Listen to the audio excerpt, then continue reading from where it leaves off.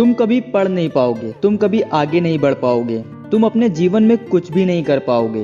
आपको भी ये बातें किसी ना किसी ने बोली होंगी, ये बातें जो मन को चोट पहुंचाती हैं। कोई भी आपसे ऐसी बातें नहीं करता जो आपको पढ़ने के लिए प्रोत्साहित करे, जो आपको आगे बढ़ने के लिए प्रोत्साहित करे।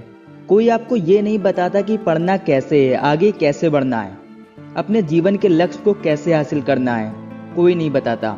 जिस वजह से आप पढ़ाई से और दूर हो जाते हैं और आपका पढ़ाई में मन नहीं लगता है। लेकिन मैं आपको ऐसे 3 उपाय बताऊंगा जिससे आपका पढ़ाई में मन लगने लगेगा और आप पढ़ाई के सिवा कुछ और सोच ही नहीं पाओगे। लेकिन इसके लिए आपको इस वीडियो को पूरा देखना होगा और मेरी बताई गई बातों को अपने जीवन में उतारना होगा। याद रखिए, कोई लक्ष्य छोटा या बड़ा नहीं होता, बल्कि आपकी सोच छोटी या बड़ी होती है। नंबर 1, पढ़ने की वजह ढूंढिए। दोस्तों, आपको पढ़ने की अपनी वजह ढूंढनी होगी। यहाँ हर किसी का गोल पूरी तरह से अलग होता है और वक्त के साथ गोल बदलता रहता है। लेकिन आप खुद से पूछिए कि आप क्यों पढ़ना चाहते हैं। क्या आप खुद को कामयाब होते हुए देखना चाहते हैं या अपने माँ बाप के लिए जिन्हें आप खुशी देना चाहते हैं।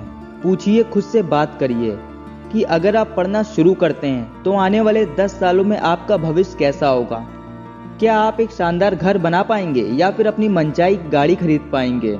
उनसे जाके बात करिए जो आज केवल पढ़ाई के दम पर लाखों कमा रहे हैं और अपना जीवन शान से बिता रहे हैं। उनसे बात करके आपको मोटिवेशन मिलेगा और आप पढ़ाई करने के लिए और ज़्यादा तैयार हो जाएंगे। ये वजह ही है जो आपको पढ़ाई करने के लिए मोटिवेट करती है। उसे कहीं से भी ढूंढ कर निकाल लीजिए, फिर आप कभी नहीं कहेंगे कि मेरा मन पढ़ाई में नहीं लगता।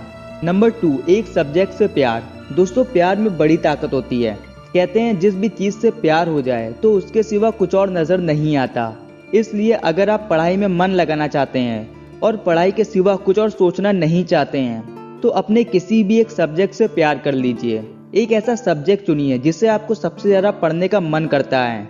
ऐसा सब्जेक्ट जिसे जब आप पढ़ने बैठते हो तो खत्म करने के बाद भी उसे आगे पढ़ने का मन करता है। और अगर आपने ऐसा कर लिया तो दुनिया की कोई ताकत आपको पढ़ने से नहीं रोक पाएगी। नंबर 3, ध्यान भटकने ना देना। आज के वक्त में हर बच्चे को प्रॉब्लम केवल एक ही है, ध्यान भटकना।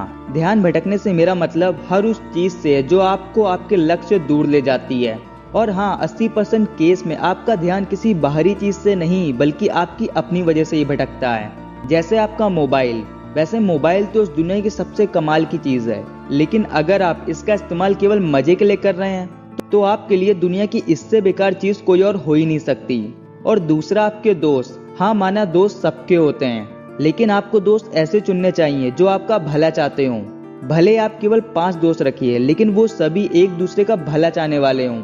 और अगर आप इन चीजों से अपने ध्यान को भटकने से बचा लोगे तो पढ़ाई तो छोटी चीज है, आप दुनिया का हर बड़ा काम आसानी से कर पाओगे।